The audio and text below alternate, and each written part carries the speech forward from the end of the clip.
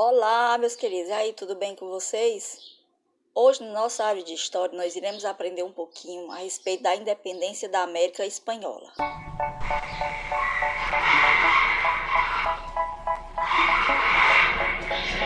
They say, oh my God, I see the way you shine. Take your hand, my dear, and place them both in mine. You know you stopped me dead while I was passing by. And now I beg to see you dance just one more time. A independência das colônias espanholas na América ocorreu após quase 300 anos de domínio colonial e resultou na formação de 18 novos países. Os antecedentes que causaram os movimentos de emancipação estiveram divididos em três fases denominadas: movimentos precursores, que foi de 1780 a 1810, rebeliões fracassadas de 1810 a 1816, rebeliões vitoriosas, que foi de 1817 a 1824. O período colonial espanhol, desde o século XVIII, estava dividido em 4 vice-reinados e 4 capitanias gerais. Nova Espanha, composto pelo México e parte dos Estados Unidos. Nova Granada, integrada pelos atuais territórios da Colômbia, Panamá e Equador.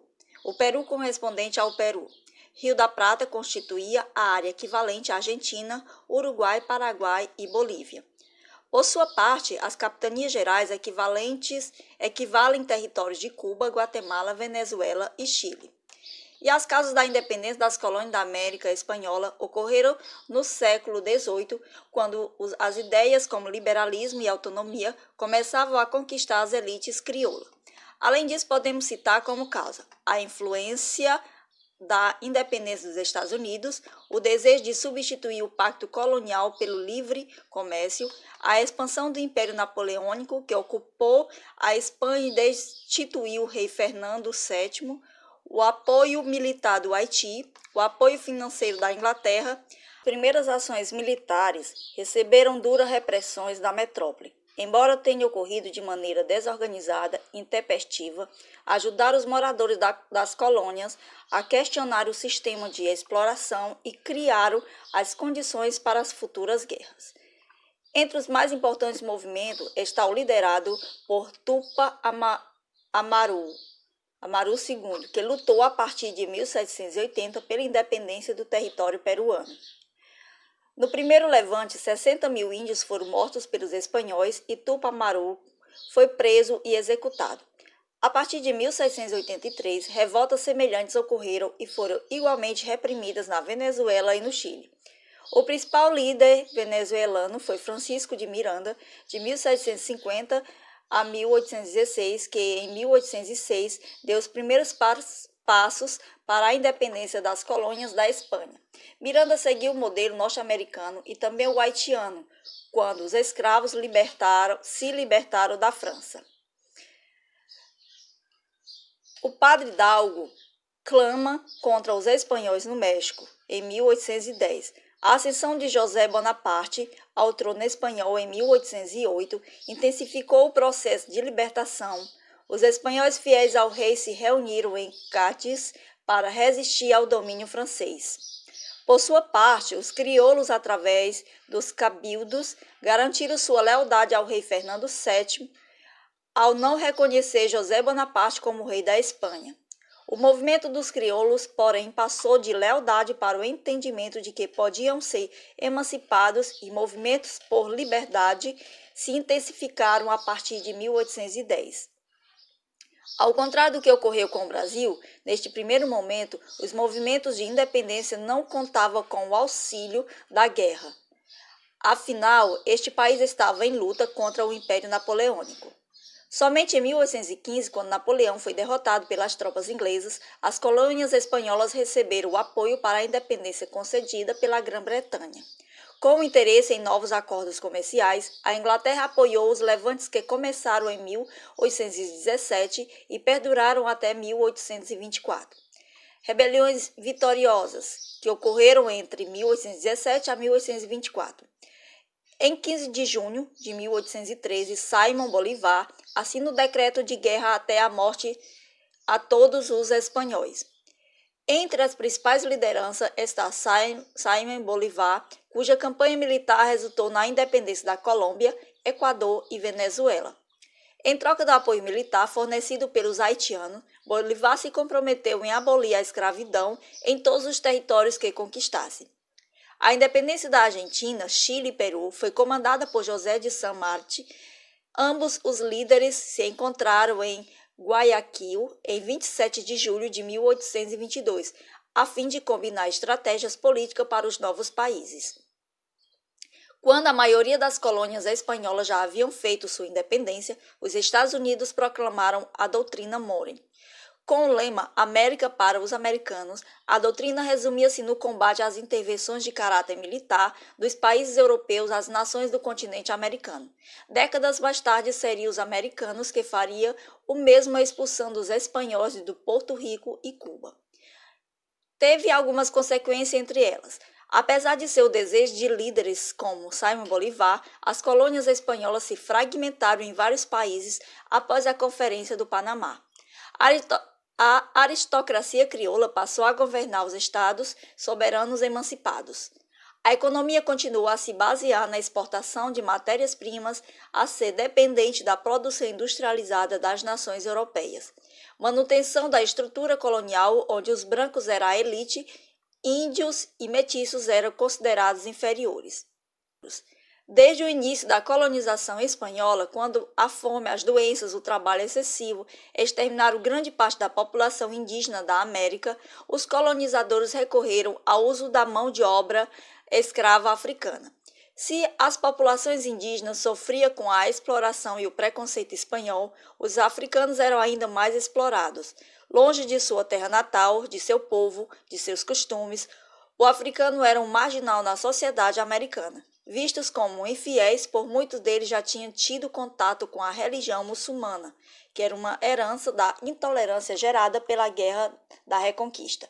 Os africanos nem sequer contavam com a defesa dos religiosos. François Maquedel, falecido em 1758, foi um líder moro e tahitiano no Haiti. Ele, às vezes, é descrito como um sacerdote voodoo haitiano ou Hogan. Por se juntar a Monroe para matar brancos em Saint-Domingue, ele foi capturado e queimado vivo pelas autoridades coloniais francesas. Maquedel criou venenos de ervas da ilha. Ele distribuiu veneno aos escravos que o adicionaram às refeições e refrescos que serviam aos proprietários e fazendeiros franceses. Ele se tornou um líder guerrilheiro carismático que uniu os diferentes bandos mouros e criou uma rede de organizações secretas conectadas com escravos ainda nas plantações. De acordo com C.L.R. James, Maquedel tinha eloquência igual ao orador europeu e era diferente apenas em força e vigor. Ele levou Mouros a invadir plantações à noite, incendiar propriedades e matar os proprietários. Em 1758, os franceses, temendo que Maquedel expulsasse todos os brancos da colônia, torturaram ali um aliado de Maquedel para divulgar informações que levaram à captura de Maquedel. Após 6 anos planejando e construindo uma organização de escravos negros em todo o Haiti para envenenar os franceses, ele foi queimado na praça central de Porto Príncipe, na frente de todos. No entanto, as pessoas da multidão, especialmente os escravos negros, acreditavam que Maquedel saiu das chamas e se transformou em uma fera alada que voou para a segurança. Além do esboço de eventos históricos esboçados acima, existe uma gama colorida e variedade de mitos sobre a vida do homem. Vários relatos sobrenaturais de sua execução e de sua fuga. As autoridades francesas são preservados do folclore da ilha e amplamente descritos em pinturas e arte popular. Especula-se que Maquedel perdeu o braço direito em um acidente agrícola ao ser preso em uma prensa de cana-de-açúcar e esmagado entre os rolos. Um dos comandantes mais bem-sucedidos negros era Toussaint Louverture, um autodidata filho de escravo doméstico, como Jean François Ibissou. Ele iniciou ele inicialmente lutou pela coroa espanhola neste período. Após os britânicos invadirem Saint-Domingue, Louverture decidiu lutar para os franceses se eles concordassem em libertar todos os escravos. Léger-Félicité Santonax, comandante das tropas francesas, proclamou o fim da escravatura em 29 de agosto de 1793. Louverture trabalhou com um general francês, Etienne Lavaux, para garantir que todos os escravos fossem libertados. Ele trouxe suas forças para o lado francês em maio de 1794 e começou a lutar pela República Francesa. Muitos africanos escravizados foram atraídos para as forças de Toussaint, que insistiu na disciplina e restringiu a chacina. Sob a liderança militar de Toussaint, as forças compostas principalmente de ex-escravos conseguiram ganhar concessões dos britânicos e expulsar as forças espanholas. No final, Toussaint essencialmente restabeleceu o controle de Saint-Domingue para a França. Tendo se tornado senhor da ilha, no entanto, Toussaint não queria entregar poder demais para a França. Ele começou a governar o país efetivamente como uma entidade autônoma. Louverture superou uma sucessão de rivais locais, incluindo o comissário Santonax, André Rigaud, um homem livre de cor que lutou para manter o controle do sul, e Conte de Redeuville. Toussaint derrotou a força expedicionária britânica em 1798. Além disso, ele liderou uma invasão da vizinha Saint-Domingue e libertou os escravos lá em 3 de janeiro de 1801. Em 1801, Louverture emitiu uma Constituição de Saint-Domingue que previa autonomia e decretava que seria governador vitalício. Em retaliação, Napoleão Bonaparte enviou uma grande força expedicionária de soldados franceses e navios de guerra para a ilha, liderados pelo cunhado de Bonaparte, Charles Leclerc, para restabelecer o domínio francês. Eles estavam sob instruções secretas de restaurar a escravidão após a vitória. Os numerosos soldados franceses foram acompanhados por soldados liderados por Alexandre Pétion e André Rigaud, líderes mulatos que haviam sido derrotados por Toussaint 3 anos antes. Durante as lutas, alguns dos aliados mais próximos de Toussaint, incluindo Jean-Jacques Dessalines, desertaram Leclerc. Foi prometido a Louverture a sua liberdade se ele concordasse em integrar suas tropas restantes ao exército francês. Louverture concordou com isto e em maio de 1802, mais tarde ele foi enganado, tomado pelos franceses e enviado para a França. Ele morreu meses depois quando foi preso em Forte de Joux, na região do Jura. A Guerra da Independência do México tem sido um conflito entre os colonos mexicanos, chamados de patriota, e as autoridades representantes da coroa espanhola, chamado realista. O conflito estendeu por 10 anos, resultando na emancipação da Nova Espanha e a formação do primeiro Império Mexicano. Depois de quase 3 séculos sob o domínio colonial espanhol, os habitantes do vice-reino da Nova Espanha começaram a exigir a independência da sua nação devido às divergências políticas e religiosas com a coroa. No início do século XIX, este sentimento ganhou força entre a elite da cidade do México e depois de algumas tentativas falhadas, a guerra foi declarada na madrugada de 16 de setembro de 1810 pelo padre Miguel Hidalgo. O conflito prolongou-se por 8 anos e esteve longe de ser um movimento homogêneo. Começou quase como se de uma guerra religiosa se tratasse, sendo liderada por sacerdotes. No entanto, passado por pouco tempo, tornou-se uma guerra republicana, tendo o exército realista praticamente posto fim à contenda após um par de anos. A luta independentista passou então a fazer-se sob a forma de uma guerra de guerrilha confinada à Montanha do Sul até um hábil coronel realista de nome Auguste de Iturbide. Negociou alianças com quase todas as facções combatentes, tendo conseguido a independência de uma forma relativamente pacífica em 27 de setembro de 1821, ainda que o reconhecimento formal de Espanha só tenha ocorrido em 28 de abril de 1836. A antiga colônia espanhola passou a ser, de forma bastante efêmera, uma monarquia constitucional católica com a designação do primeiro Império Mexicano, o qual, após a independência das províncias da América Central, bem como de alguns conflitos internos, se converteria numa república federal. Miguel Hidalgo e o início do movimento da insurgência. A figura central e principal instigador da independência no México foi Miguel Hidalgo, padre na pequena paróquia de Dolores Hidalgo, Guanajuato. Logo após a sua ordenação como sacerdote, Hidalgo começou a promover o levantamento popular de índios e mestiços contra os espanhóis abastados. Os fazendeiros e os aristocratas cedo compreendeu a necessidade de diversificação das atividades industriais em Guanajuato, cuja economia estava tradicionalmente centrada na indústria mineradora. Ao mesmo tempo, durante os 7 anos que passou em Dolores, Hidalgo promoveu grupos de discussões em sua casa, onde era bem-vindo indígenas, mestiços, crioulos e peninsulares. Os temas abordados nessas discussões eram acontecimentos da época, os quais Hidalgo juntava às suas opiniões sociais e econômicas.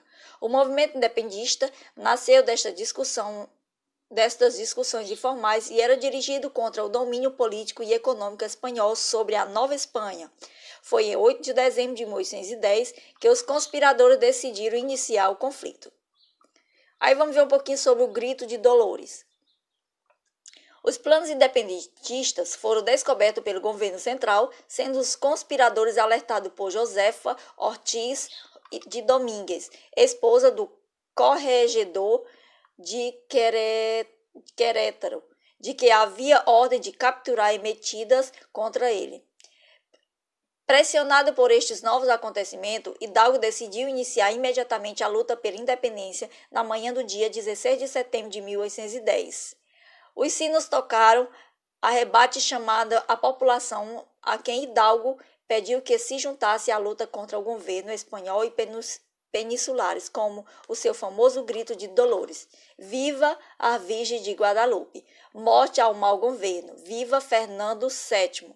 A população respondeu entusiasticamente. De imediato, uma multidão começou a marchar em direção à capital regional, Guanajuato.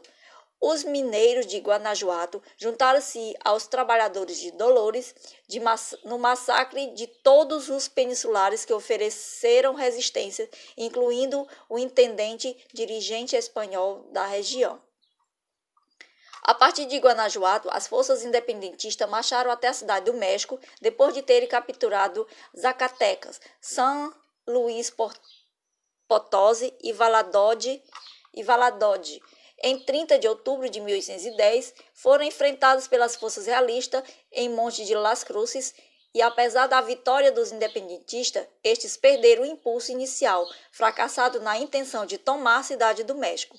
Após várias vitórias, as forças insurgentes dirigiram-se em direção ao norte, com destino ao Texas. Em março do ano seguinte, os insurgentes foram emboscados e feitos prisioneiros em Monclova, no estado de Carhuila. Hidalgo, sendo sacerdote, foi julgado pela Santa Inquisição e declarado culpado de heresias e traição, sendo condenado à morte. Seria fuzilado em 31 de julho de 1811. O seu corpo seria depois mutilado e a sua cabeça exposta publicamente em Guanajuato como advertência aos possíveis insurgentes.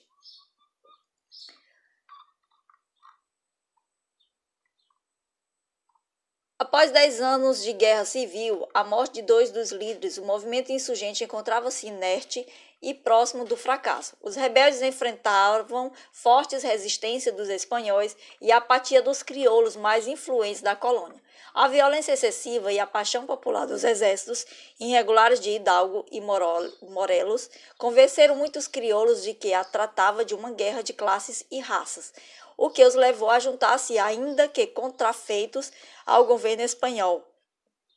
até que pudesse encontrar uma via menos sangrenta para a obtenção da independência. É nesse momento que os planos de um caudilho militar coincidiram com uma revolta liberal em Espanha, tendo tornado possível as repentinas mudanças de lealdade e favor do lado independentista. No que supostamente deveria ser a última campanha realista contra os insurgentes, foi enviado pelo vice-rei Juan Ruiz de Apodaca uma força comandada pelo crioulo Augusto de Iturbide, com a intenção de derrotar o exército de guerreiro em Oaxaca. Iturbide, nascido em Valladolid, havia se tornado famoso pelo fervor com que perseguia as forças do mal de Hidalgo e Morelos durante os primeiros anos da luta independentista. Como favorito da hierarquia da Igreja Mexicana, Iturbide era a encarnação do perfeito crioulo conservador, pio, religioso e dedicado à proteção da propriedade privada e dos privilégios sociais. No entanto, Iturbide estava insatisfeito, pois carecia de uma alta patente militar, bem como de riqueza.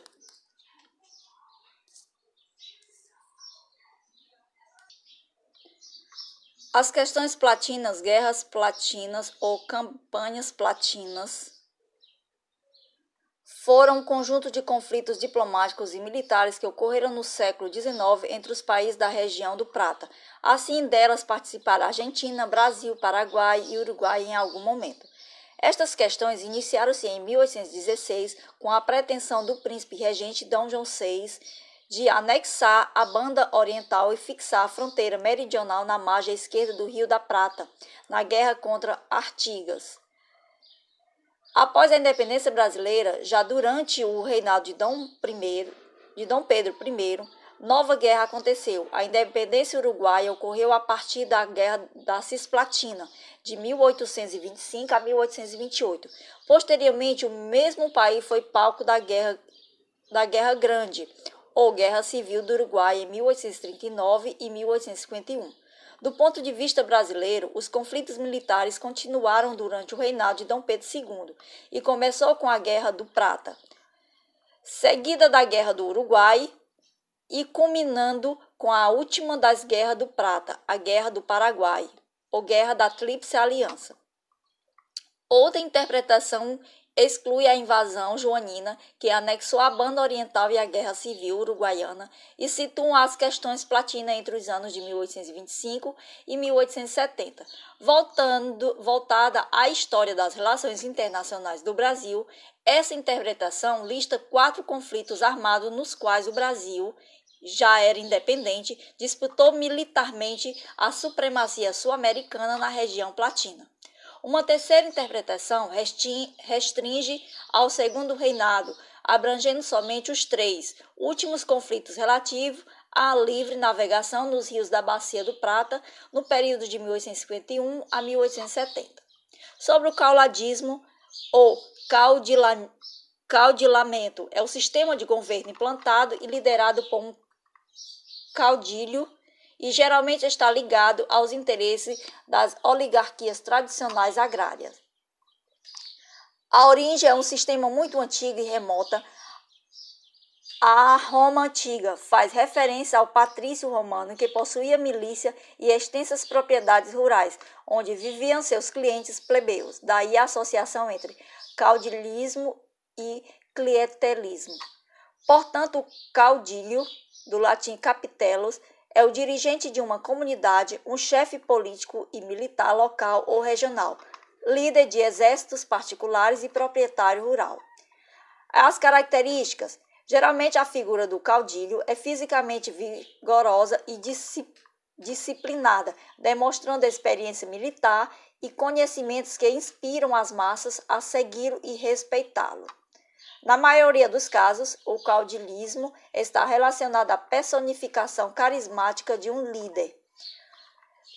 O caudilismo não segue uma ideologia definida, podendo variar de um regime liberal e progressista ao reacionarismo aristocrático. Contudo, quase sempre ele se caracteriza por um regime autoritário, repressor e paternalista. Ele busca, acima de tudo, manter os privilégios das elites, sucedendo às antigas formas de governo sem realizar grandes transformações estruturais na ordem social. A abolição da escravidão. Nos países latino-americanos, quase todos decidiram suprir o tráfico e a própria escravidão durante as guerras de independência. Com exceção, tivemos a abolição nas colônias holandesas, em 1863, Estados Unidos da América, em 1865 e no Brasil, em 1888. No caso brasileiro, razões psicológicas explicam esse atraso. Gilberto Freire assevera a fácil adaptação do português à população negra, por razões genéticas e culturais, além da facilidade das relações sexuais entre senhores do engenho e suas escravas. De um modo geral, os proprietários rurais estavam fortemente comprometidos em manter o regime escravista por razões de independência econômica, prestígio social e poder político.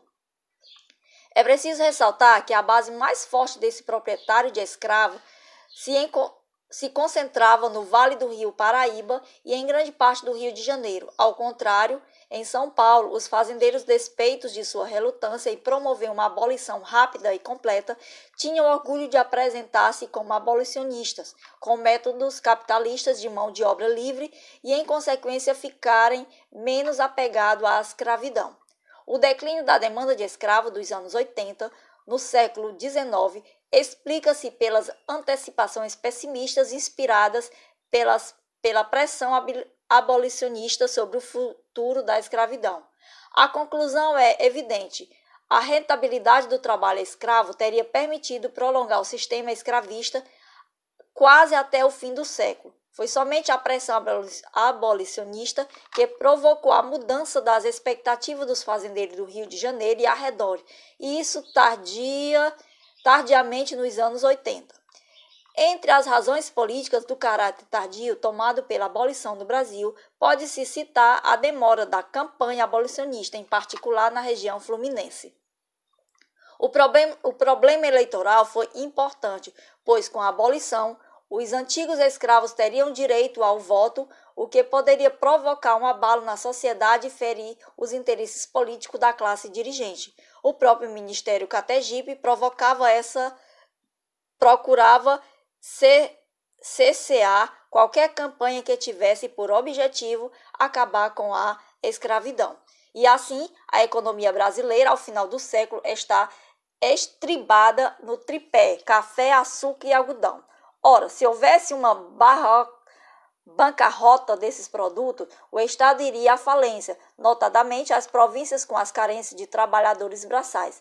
Nessas condições, é evidente que os homens ligados ao sistema cafeeiro dessas regiões, suporte do Estado imperial por eles reforçado, não podia cogitar da ideia abolicionista, mas, ao contrário, deveriam fazer o máximo para retardá-lo, pois ao perder o monopólio do Estado, os fazendeiros perderiam a força política que antes tinham. O senador Paulino de Souza chegou a prometer que, caso houvesse a abolição, tudo faria por mais 5 anos de escravidão, que isso foi considerado um absurdo. Chega a vez de São Paulo, cuja prosperidade e a entrada maciça de imigrantes faz com que os abolicionistas históricos preguem na imprensa e nos comícios a hora da libertação dos cativos. O ato da princesa Isabel fez com que o trono brasileiro se redimisse da situação desconfiável de ser o último país da América Latina a abolir a escravatura. Para os abolicionistas, na realidade, para Joaquim Nabuco, José do Patrocínio, Luiz Gama e outros, a abolição foi um passo importante para a democratização do país. Havia muito o que fazer e a nação quisesse se libertar dos efeitos de quase 4 séculos de desigualdade e trabalho forçado. Concluindo, podemos dizer que, apesar dessa mancha negra na nossa história, que foi a escravidão, é importante resgatar o verdadeiro esforço das massas populares para alcançar direitos elementares de cidadania, onde negros e brancos possam viver em paz e harmonia. E essa foi nossa aula. Espero que vocês tenham gostado e até a próxima.